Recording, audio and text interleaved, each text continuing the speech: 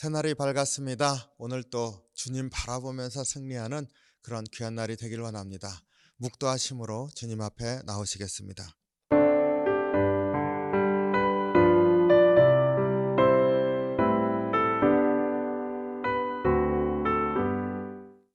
아멘. 찬송 85장 9주를 생각만 해도 함께 찬송합니다.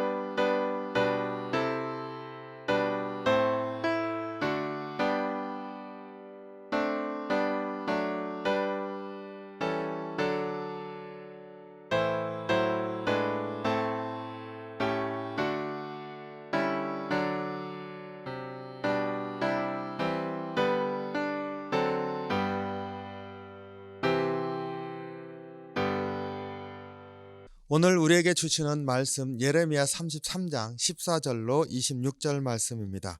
함께 봉독합니다. 여호와의 말씀이니라. 보라, 내가 이스라엘 집과 유다 집에 대하여 일러준 선한 말을 성취할 날이 이르리라. 그날 그때 내가 다윗에게서 한 공의로운 가지가 나게 하리니 그가 이 땅에 정의와 공의를 실행할 것이라.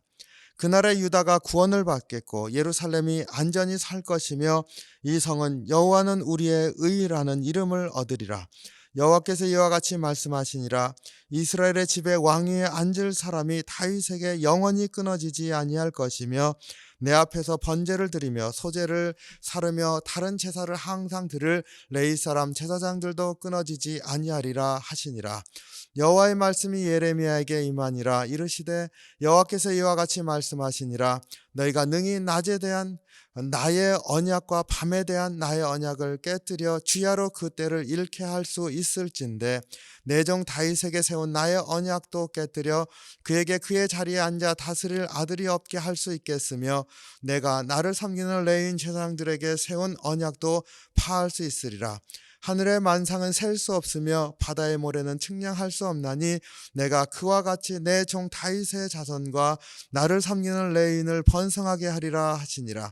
여호와의 말씀이 예레미야에게 임하니라. 이르시되 이 백성이 말하기를 여호와께서 자기가 택하신 그들 중에 두 가게를 버리셨다 한 것을 내가 생각하지 아니하느냐. 그들이 내 백성을 멸시하여 자기들 앞에서 나라로 인정하지 아니하도다. 여호와께서 이와 같이 말씀하시니라. 내가 주야와 맺은 언약이 없다든지 천지의 법칙을 내가 정하지 아니하였다면 야곱과 내 종 다윗의 자손을 버리고 다시는 다윗의 자손 중에서 아브라함과 이삭과 야곱의 자손을 다스릴 자를 택하지 아니하리라. 내가 그 포로된 자를 돌아오게 하고 그를 불쌍히 여기리라. 아멘. 기도하겠습니다. 사랑이 많으신 주님, 주의 말씀과 주님의 참으로 임재하심과 인도하심을 구합니다. 오늘 또 새날을 살기를 소원할 때 주의 말씀을 따라 새날이 되기를 원합니다. 이 시간 말씀 가운데 역사해 주시옵소서. 그래서 주의 말씀 붙들고 참 소망 가운데 사는 저희 되게 인도해 주시옵소서. 감사드리며 예수님 이름으로 기도하옵나이다. 아멘. 네, 예레미야 33장 14절로 26절 말씀. 예레미야 33장이 30장에서 33장까지 위로의 책의 마지막 부분인데 14절로 26절 정말로 그 맨 끝 부분에 유다 회복에 대한 약속의 말씀입니다.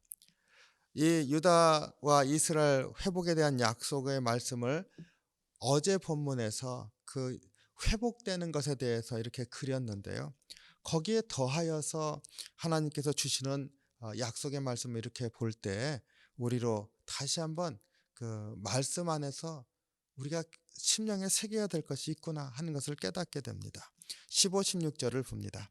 그날 그때 내가 다윗에게서 한 공의로운 가지가 나게 하리니 그가 이 땅에 정의와 공의를 실행할 것이라. 그날에 유다가 구원을 받겠고 예루살렘이 안전히 살 것이며 이 성은 여호와는 우리의 의라고 라는 이름을 얻으리라. 여기에 이미 회복에 대한 말씀을 다 주셨는데 다시금 그 약속을 주시는데 보면은 메시아에 대한 약속입니다. 다윗에게서 한 공의로운 가지가 나게 하겠다. 이 땅에 정의와 공의를 실행할 것이라. 공의로운 가지가 나게 하겠다. 우리 이세 뿌리에서 그 한 가지가 나서 우리 메시아에 대한 약속의 말씀 이사야 선지자도 했고 예레미야 선지자도 하지 않습니까? 바로 그 메시아에 대한 약속의 말씀입니다. 이것을 보면서 우리가 이런 생각을 하게 됩니다. 우리가 우리의 삶을 살아가면서 관심사는 회복인 경우가 많습니다. 주님, 나의 삶을 회복시켜 주십시오.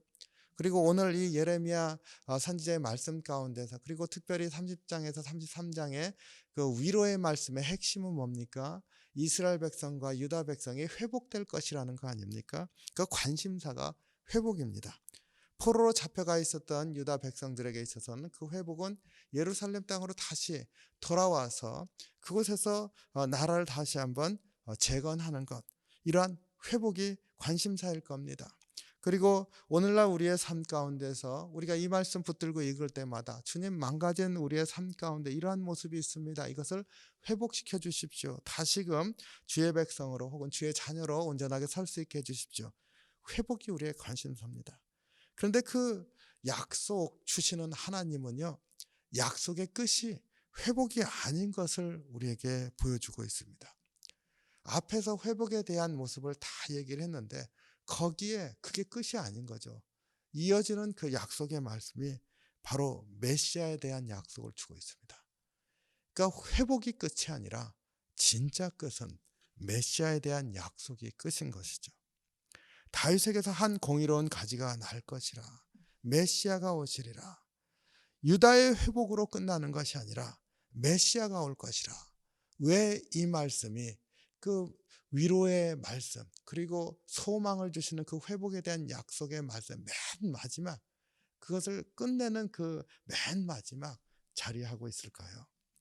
그것은요, 우리 인생의 진짜 소망은 그냥 우리의 삶이 회복되는 것이 끝이 아니라 진짜 소망은 메시아에게 있다, 주님에게 있다 하는 것을 우리에게 선포하는 것인 줄로 믿습니다.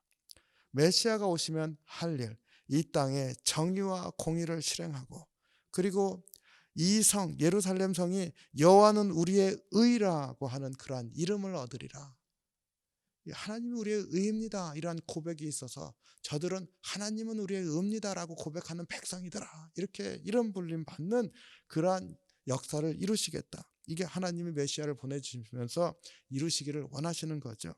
이것이 끝인 거죠. 이것이 끝. 사람들이요, 회복되면 어떻게 살까요? 회복되면 회복되었다고 기뻐하면서 또 자신의 의로 살아가려고 애쓸 겁니다. 사람의 모습이죠. 하나님께서 회복시켜 주신 그것을 끝까지 하나님의 의로 살아갈 수 있는 인생은 없는 줄로 압니다. 주님이 이 유다 백성이 무너지게 된 이유가 뭐라고 그랬습니까? 죄 때문입니다. 죄. 하나님을 떠난 죄. 하나님께서 정말로 원하시는 것은요, 영원히 내 백성이 되라. 영원히 내 자녀가 되라. 하나님은 이걸 원하시는 거잖아요. 우리가 회복되었어도 또다시 죄 가운데 넘어지고, 그래서 다시금 넘어지는 그런 것을 주님은 원하시지 않는 겁니다. 하나님은 그것을 원하시지 않습니다. 그러니까 회복시켜 주시고 회복된 상태로 살 수 있게 하시는데 우리 인생이 그것을 살아낼 수가 없습니다. 그러니까 그것을 살게 해주시기 위해서 메시아에 대한 약속이 있는 것이죠. 예수님이 오셨을 때 복음서를 보면은요, 사람들이 메시아가 왔기 때문에 기대했던 것이 있습니다. 드디어 로마를 무너뜨리고 우리 이스라엘 백성을 회복시키실 메시아가 오셨구나. 이제 주님께서 우리 백성들을 일으키시고 우리의 나라를 일으키시겠구나. 이게 예수님 당시 예수님을 메시아라고 환호하면서 맞이했던 사람들의 생각이었습니다. 그 사람들의 생각이 틀렸죠. 예수님께서는 십자가에서 돌아가셨습니다. 그리고 예수님께서 오신 이유는 유다 백성들을, 이스라엘 백성을 회복을 시켜주시는데 죄 없는 인생, 아니 죄가 용서받은 인생, 그리고 하나님의 사랑이 다스리시고 하나님의 의가 다스리시는 그런 하나님의 백성으로 온전한 회복을 이루시기 위해서 오셨다. 그것을 십자가를 통해서, 부활을 통해서 이루셨다고 우리에게 말씀하시지 않습니까? 그때 당시 예수님 당시의 사람들도 메시아가 왔을 때 기대한 것이 바로 자기들의 회복이었습니다. 근데 주님은 그것으로 끝나는 게 아니라는 걸 너무 잘 알고 있었습니다. 그러면 이스라엘 백성의 회복이 이루어지지 않았습니까? 이루어졌습니다. 오늘날 역사 가운데 이스라엘은 나라가 세워지지 않았습니까? 국가적으로 회복이 되었습니다. 하나님께서 그 백성들을 회복시키시는데 메시아를 통해서 하나님이 힘을 드러내신다? 그런 것이 아닌 거죠. 메시아가 오신 이유는 하나님과 계속 같이 살도록, 하나님의 자녀로 끝까지 살아갈 수 있도록 해주시기 위해서 온 것이죠. 우리의 죄의 문제, 하나님에게 항상 의지하면서 살 수 있도록 만들어주시기 위해서 오셨다는 것을 잊지 마시기 바랍니다. 그래서 우리에게는 누가 필요해요? 회복이 필요하지만 그것보다 회복이 되어진 다음에 회복을 끝까지 유지하는 힘이 필요한데 그게 우리에게 주님이 필요한 이유입니다. 우리 인생은 죄로 말미암아 넘어질 수밖에 없습니다. 그것으로부터 다시 일으켜주시고 우리로 주의 사랑과 은혜 안에 살 수 있도록 해주실 이 메시아가 필요한 거죠. 주님이 필요한 겁니다. 그렇기 때문에 모든 인생은, 모든 사람은 주님이 필요합니다. 이게 진짜 위로인 것이고 위로의 끝이 이 지점에 있어야 하는 것이죠. 우리가 오늘 이 말씀을 보면서 다시 한번 기억하기를 원합니다. 내게 정말 필요한 것, 주님이시라고 하는 것. 주님이 내게 필요하다고 하는 것. 모든 인생이 주님이 필요하다는 것을 고백하면서 다시 한번 주님께 의뢰하는 귀한 하루가 되시기를 주님의 이름으로 축원합니다. 기도하겠습니다. 사랑이 많으신 주님, 주의 은혜와 사랑에 감사합니다. 저희들 정말로 죄인입니다.